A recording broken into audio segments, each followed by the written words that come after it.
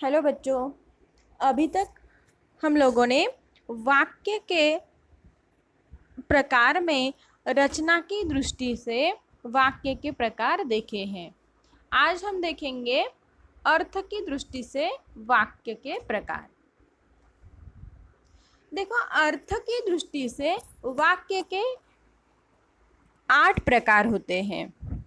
पहला प्रकार है विधानवाचक, दूसरा निषेधवाचक, तीसरा है आज्ञावाचक, चौथा प्रश्नवाचक, पांचवा विस्मयवाचक, छठा संदेहवाचक, सातवां इच्छावाचक और अंतिम और आठवां प्रकार है संकेतवाचक। जिस वाक्य से जिस तरह का अर्थ प्रतीत होता है उस तरह से ये 8 वाक्य के प्रकार हैं। इन्हें हम विस्तार से देखेंगे। पहला हमारा प्रकार है विधानवाचक। जिस वाक्य से किसी बात के होने का पता चले या किसी कार्य के होने का बोध हो उसे विधानवाचक वाक्य कहते हैं। देखो, जिस वाक्य में हमें सिर्फ किसी बात के होने का पता चले या कोई कार्य के होने का बोध होता हो तो उसे हम क्या कहेंगे? विधानवाचक वाक्य। इस वाक्य में सिर्फ किसी होने का ही बोध होता है। यह हमारा साधारण विधानवाचक वाक्य है ना, सिर्फ कोई विधान किया जाता है। इसको हम उदाहरण में देखते हैं। जैसे शाम आया, यहाँ पे सिर्फ विधान किया गया है। कौन सा विधान है? कि शाम आया। शाम के आने की कार्य का हमें यहाँ पे बोध किया गया है। दूसरा वाक्य है मित्र टहल रहा है, कुत्ता भौंक रहा है, तुम लोग जा रहे हो। यहाँ पे हर किसी के कार्य का हमें बोध हो रहा है। जैसे मित्र टहलने का काम कर रहा है, कुत्ता भौंक रहा है और तुम लोग जा रहे हो, यानी यहाँ किसी के जाने का हमें बोध हो रहा है, पता चल रहा है। तो इन सारे विधान विधानवाचक वाक्य है। यहाँ सिर्फ हमें बताया गया है कुछ बातों का या कार्य के होने का ही हमें संदर्भ मिल रहा है। आगे निषेधवाचक वाक्य। जिस वाक्य से बात के ना होने का या किसी बात या कार्य के इनकार किए जाने का बोध होता हो उसे निषेधवाचक वाक्य कहते हैं। देखो, ये वाक्य में हमें किसी के ना होने का या किसी बात के कार्य का मना करने का, इनकार करने का या फिर निषेध करने का बोध होता हो वह वाक्य निषेधवाचक वाक्य कहलाएगा। यानी इन वाक्यों में हमें निषेध किया गया है, मना किया गया है कुछ बात को ना करने का, या फिर ये दर्शाया जाएगा कि इस बात में ये नहीं है। निषेध नहीं, ना, मत करना आदि निषेध दर्शाने वाले शब्द का उपयोग इन शब्दों में हमें करना है। हमें वाक्य परिवर्तन में जब निषेधवाचक वाक्य बनाना होगा तब हम ना, नहीं, मत करना इत्यादि शब्दों का उपयोग वाक्य में करेंगे। अभी निषेधवाचक वाक्य को हम उदाहरणों में समझते हैं। जैसे राम नहीं पढ़ता है ना। राम का यहाँ पे नहीं पढ़ने का बोध होता है, वो कार्य नहीं कर रहा है, नहीं पढ़ता है, यह निषेध किया गया है। दूसरा, कुत्ता भौंक नहीं रहा है, कुत्ता भौंक नहीं रहा है, यहाँ पे भी नहीं यह शब्द उपयोग किया गया है, तो यह वाक्य भी हुआ निषेधवाचक वाक्य। तीसरा वाक्य है हम कल घूमने नहीं जाएंगे, हम कल घूमने नहीं जाएंगे। इस वाक्य में भी न जाने की जानकारी है ना, यानी किसी कार्य के ना होने का हमें बोध हो रहा है। आगे वाक्य है मैंने आम नहीं खाया, मैंने आम नहीं खाया। नहीं यह शब्द निषेध दर्शाता है कि आम क्या किया है, नहीं खाया है। इस वाक्य को भी हम निषेधवाचक वाक्य कहेंगे। हमारा आखिरी वाक्य है किशोर आज खेलने नहीं आएगा।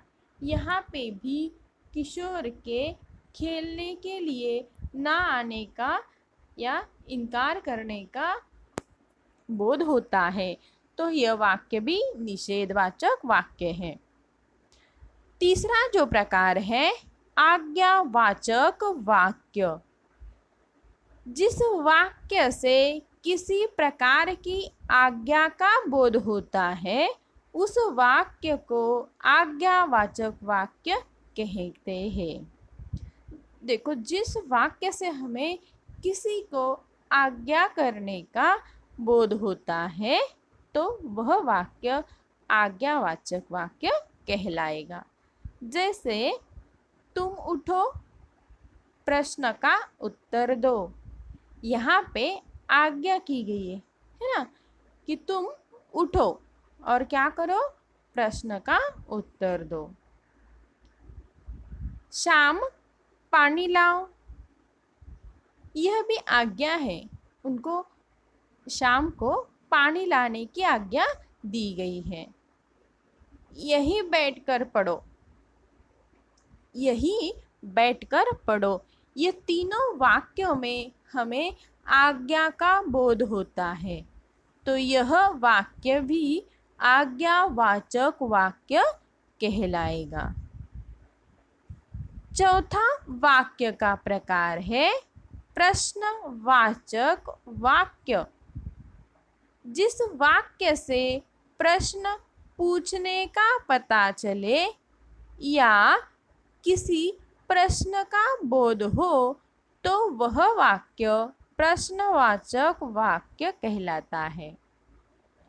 देखो, जिस वाक्य से हमें किसका बोध चले, किसी को प्रश्न पूछने का या प्रश्न का बोध हो तो वह वाक्य भी प्रश्नवाचक वाक्य कहलाता है। प्रश्नवाचक वाक्य को पहचानने का और भी एक आसान तरीका है कि इस वाक्य के अंत में हमें क्या मिलेगा, प्रश्नवाचक चिन्ह। प्रश्नवाचक चिन्ह देख के ही हमें पता चलेगा कि यह प्रश्नवाचक वाक्य है। और भी जैसे क्या, क्यों, कैसे, कहाँ, कब, कितने बजे आदि प्रश्न करने वाले जो शब्द हैं उन शब्दों का उपयोग वाक्य में किया जाता है। जैसे हमें अगर प्रश्नवाचक वाक्य निर्माण करना है, तैयार करना है, तब हम इन्हीं सारे प्रश्न करने वाले शब्दों का उपयोग कर प्रश्न निर्माण करेंगे और अंत में हमें प्रश्न चिन्ह भी लगाना है। ये दोनों जो तरीके हैं, अगर वाक्य के अंत में प्रश्नवाचक चिन्ह हो और वाक्य प्रश्न करने वाले शब्दों से ही प्रश्नवाचक निर्माण करना है। हम इसे उदाहरणों में देखेंगे।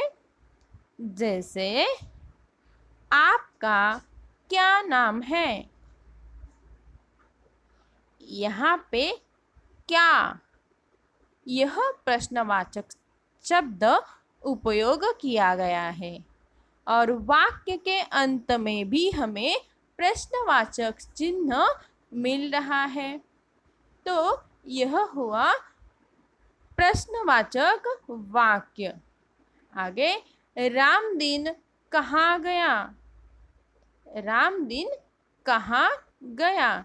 यहाँ कहाँ यह प्रश्नवाचक शब्द है और वाक्य के अंत में प्रश्न चिन्ह लगाया गया है, तो यह भी प्रश्नवाचक वाक्य तैयार हुआ। तुम्हारा भोजन कौन लाएगा? कौन, इस शब्द से हमें प्रश्न पूछा गया है। तुम किस कक्षा में पढ़ते हो?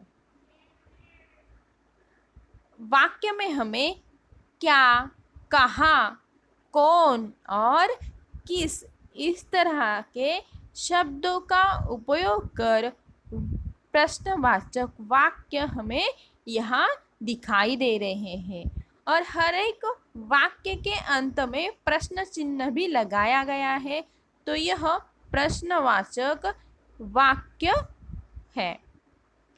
आगे का वाक्य है विस्मयवाचक वाक्य।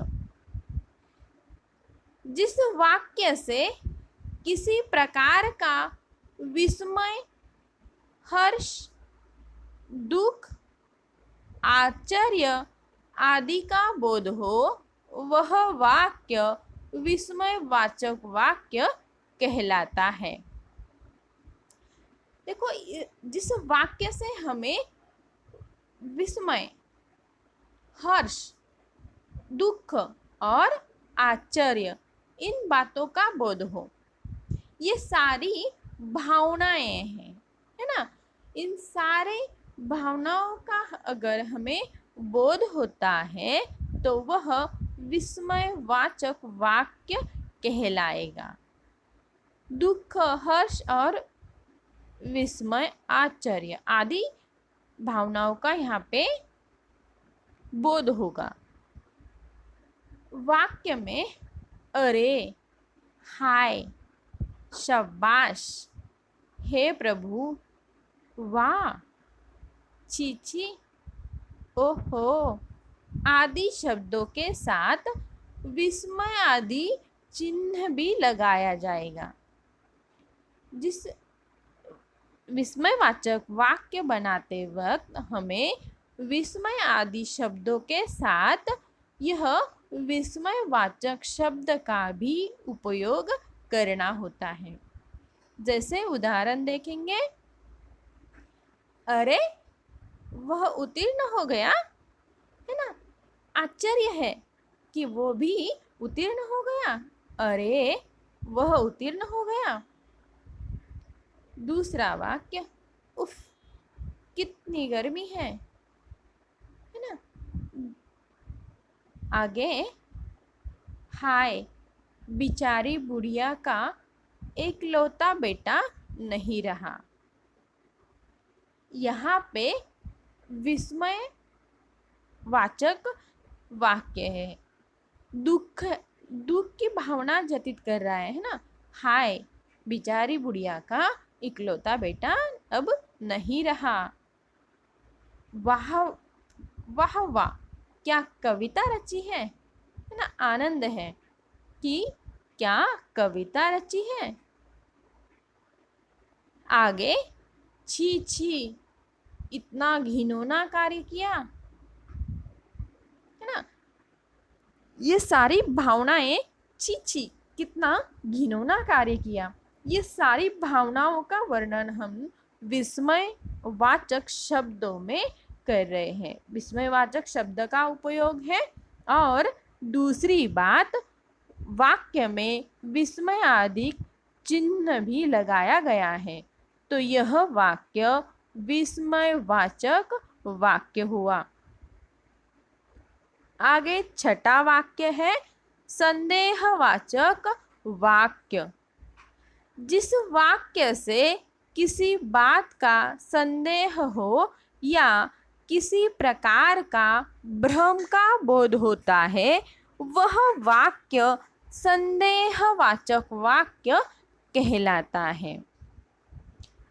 जिस वाक्य में संदेह है या भ्रम है, हमें निश्चित प्रकार से कोई जानकारी है ही नहीं, यानी उस वाक्य में हमें संदेह है, ये हुआ भी है या नहीं, और ऐसा है भी या नहीं, इस बात में भ्रम है या संदेह है, तो वह वाक्य संदेहवाचक वाक्य कहलाएगा। जैसे उदाहरणों में देखिए, वह अब जा चुका होगा, वह अब जा चुका होगा, यह हमें संदेह है या भ्रम है हमें कि पता नहीं अभी वो जा भी चुका है या नहीं, है ना। आगे, महेश पढ़ा लिखा है या नहीं, भ्रम है हमें यहाँ पे कि महेश जो है वो पढ़ा लिखा है भी या नहीं, हमें निश्चित जानकारी है ही नहीं, है ना। यह संदेहवाचक शब्द वाक्य हुआ, क्योंकि हमें पूरी जानकारी है नहीं कि महेश पढ़ा लिखा है या नहीं। आगे, शायद पिताजी कल यहाँ आएंगे। संदेह है, शायद पिताजी कल यहाँ आएंगे, तय नहीं है कि पिताजी कल आएंगे ही, संदेह है हमें, है ना। तो यह हुआ संदेहवाचक वाक्य। आगे, तुम तब तक खेल चुके होंगे, तुम तब तक खेल चुके होंगे, है ना। इस तरह से संदेह निर्माण किया जाता है। लता ने कविता याद कर ली होगी, है ना। कविता याद की है या नहीं, ये हमें संदेह है, पर यहाँ वाक्य में हमें संदेह किया गया है कि लता ने कविता याद कर ली होगी, है ना। इस तरह से यह संदेहवाचक वाक्य है जिसमें कोई निश्चित हमें पता नहीं चलता। इच्छावाचक वाक्य। जिस वाक्य से किसी तरह की इच्छा, आशा, कामना का बोध होता है, वह वाक्य इच्छावाचक वाक्य कहलाता है। जिस वाक्य से हमें कौन सी भावनाएं हैं, इच्छा, कोई आशा या कामना, चाहे वो अच्छी कामना हो या बुरी कामना, है ना। यह भावनाओं का बोध जहाँ हमें मिलता है वह इच्छावाचक वाक्य है। जहाँ इच्छा, आशा या कामना इनका बोध हो तो वह वाक्य इच्छावाचक वाक्य कहलाता है। जैसे, ईश्वर आपकी यात्रा सफल करे, यहाँ पे इच्छा जताई गई है ना, कामना की गई है कि आपकी जो यात्रा हो वो यात्रा कैसी हो, सफल हो। ईश्वर आपकी यात्रा सफल करे। यह इच्छावाचक वाक्य है। तुम विजयी हो, है ना। यहाँ पे भी इच्छा जताई गई है कि तुम कैसे हो जाओगे, विजयी हो जाओगे, तुम विजयी हो। यह इच्छावाचक वाक्य है। आगे, खुदा करे तुम पास हो जाओ, है ना। खुदा करे तुम पास हो जाओ, यह भी इच्छावाचक वाक्य है। आप जीवन में उन्नति करें, आप जीवन में उन्नति करें। अच्छी कामना की गई है कि आप क्या करो, जीवन में उन्नति करें, है ना। इच्छा है, कामना की गई है। यह वाक्य इच्छावाचक वाक्य है। यह सारे वाक्यों में हमें इच्छा, आशा या कामना का बोध होता है, तो यह वाक्य इच्छावाचक वाक्य कहलाएंगे। अंतिम वाक्य का प्रकार है संकेतवाचक वाक्य। जिस वाक्य में किसी प्रकार के संकेत या इशारे का बोध होता है वह संकेतवाचक वाक्य कहलाता है। यहाँ एक वाक्य दूसरे की भावना पर निर्भर करता है ना। संकेतवाचक वाक्य में क्या होता है, यह वाक्य निर्भर होते हैं दूसरे की भावना पर। कोई इशारा किया जाता है तो वह वाक्य का प्रकार होगा संकेतवाचक वाक्य। जैसे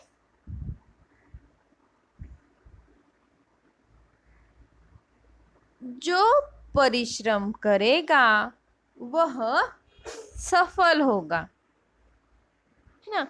यहाँ पे भी निर्भर करते हैं वाक्य। ये संकेत है, अगर वो करेगा तभी वो सफल हो पाएगा। संकेतवाचक वाक्य, संकेत किया है अगर तू परिश्रम करेगा तब जाके सफल होगा, जो परिश्रम करेगा वह सफल होगा। संकेत किया है कि परिश्रम करेंगे तब भी सफल होंगे, यह संकेतवाचक वाक्य होगा। दूसरा वाक्य है अगर वर्षा होगी तो फसल भी अच्छी होगी। यहाँ पे भी संकेत किया गया है, अगर वर्षा होगी, है ना। संकेत है कि अगर वर्षा हुई तो ही फसल अच्छी आएगी। आगे, यदि तुम दौड़ने का प्रयास करोगे तो दौड़ जीत लोगे। यदि तुम दौड़ने का प्रयास करोगे, संकेत है, आपको बताया गया है कि दौड़ने का प्रयास करोगे तब भी तुम दौड़ जीत लोगे, संकेत किया गया है। और देखा जाए तो दोनों वाक्य जो है एक दूसरे पे एक दूसरे पे निर्भर करते हैं, है ना। अगर तुम दौड़ पाओगे तब भी तुम जीतोगे। आगे, पानी ना बरसता तो तालाब सूख जाता।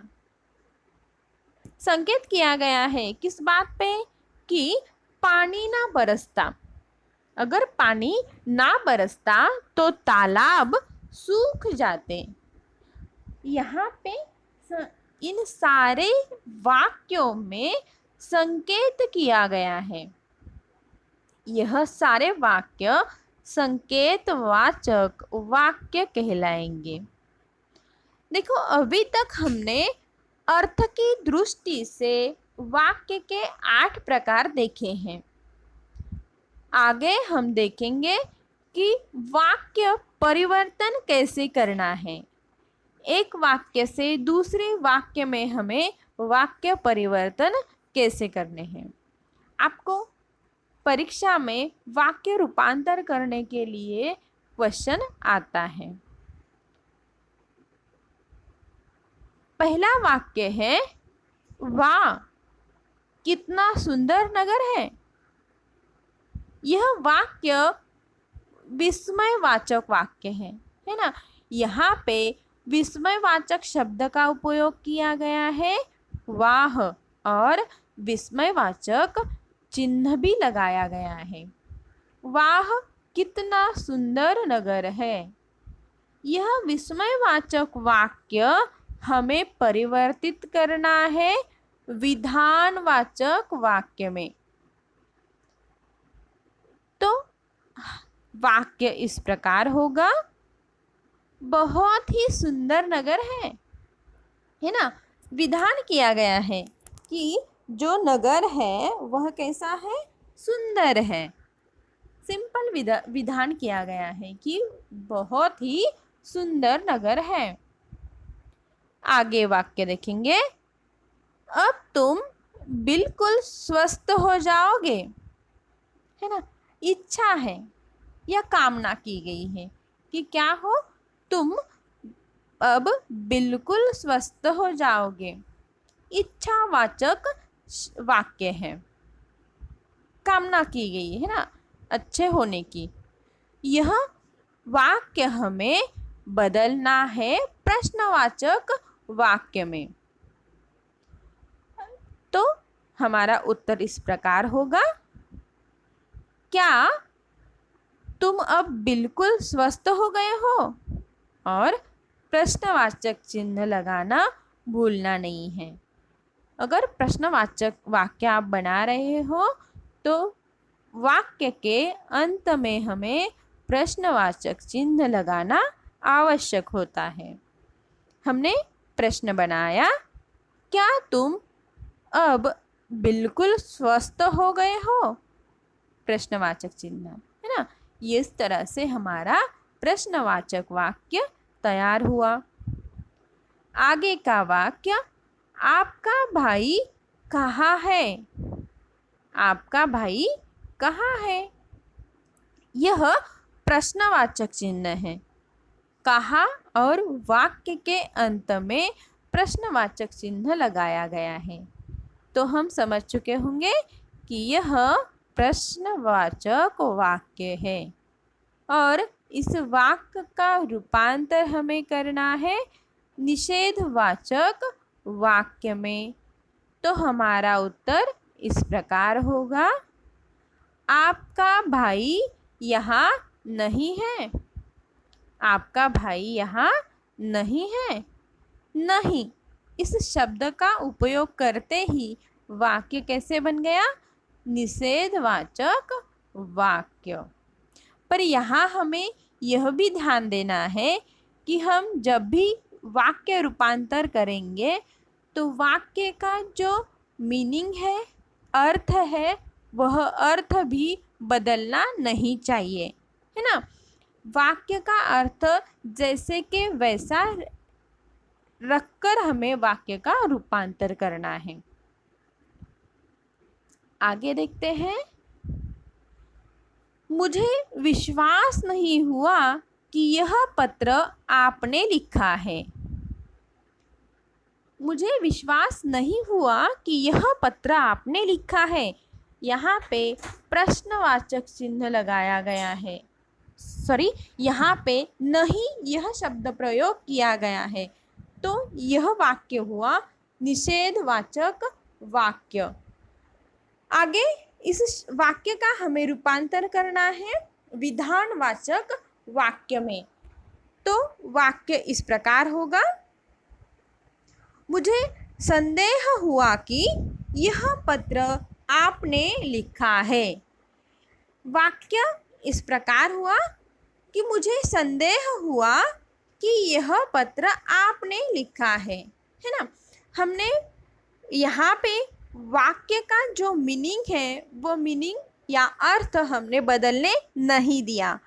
पहले वाक्य में भी यही अर्थ था कि मुझे विश्वास नहीं हुआ कि यह पत्र आपने लिखा है, और हमने जो उत्तर में वाक्य बनाया है उसका भी अर्थ वही है। देखो, हमारा उत्तर है, मुझे संदेह हुआ कि यह पत्र आपने लिखा है ना। इस तरह से हमने विधानवाचक वाक्य बनाया है। आगे का वाक्य है, क्या मैं भूल कर रहा हूँ? क्या मैं भूल कर रहा हूँ? यहाँ पे भी प्रश्नवाचक शब्द का उपयोग किया है क्या, और अंतिम प्रश्नवाचक चिन्ह का भी उपयोग किया है। तो यह वाक्य हुआ प्रश्नवाचक वाक्य। और प्रश्नवाचक वाक्य का रूपांतर हमें करना है निषेधवाचक वाक्य में। तो उत्तर इस प्रकार होगा, मैं कोई भूल तो नहीं कर रहा। मैं कोई भूल तो नहीं कर रहा। इस तरह से हमने अपना उत्तर या निषेधवाचक वाक्य बनाया है। नहीं, इन शब्द का उपयोग कर निषेध वाक्य तैयार हुआ है। आगे देखेंगे, तुम दौड़ोगे तो जीत सकोगे। तुम दौड़ोगे तो जीत सकोगे। यहाँ पे क्या है, इच्छा व्यक्त की गई है कि तुम दौड़ोगे तो जीत सकोगे। हमें यह वाक्य संकेतवाचक वाक्य में बदलना है। वाक्य इस प्रकार होगा, यदि तुम दौड़ने का प्रयास करोगे तो जीत सकोगे। यदि तुम दौड़ने का प्रयास करोगे तो जीत सकोगे। इस तरह से हमें संकेतवाचक वाक्य तैयार करना है। आगे, क्या तुम जवान हो? है ना, प्रश्न किया गया है, क्या तुम जवान हो?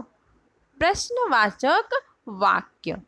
इस प्रश्नवाचक वाक्य का रूपांतर हमें विस्मयादिबोधक वाक्यों में करना है। विस्मयवाचक वाक्य में हमें करना है। तो वाक्य इस प्रकार होगा, काश मैं जवान होता। काश मैं जवान होता। इस तरह से विस्मय आदिबोधक वाक्य तैयार होगा। आगे का वाक्य है, तुम जीत जाओगे। है ना, इच्छावाचक वाक्य है, तुम जीत जाओगे। इच्छा प्रकट की है या कामना की गई है ना, उनके जीतने की कामना की गई है। तो यह वाक्य हुआ इच्छावाचक वाक्य। इस इच्छावाचक वाक्य का रूपांतर हमें करना है प्रश्नवाचक वाक्य में। तो हमारा वाक्य इस प्रकार होगा, क्या तुम जीतोगे?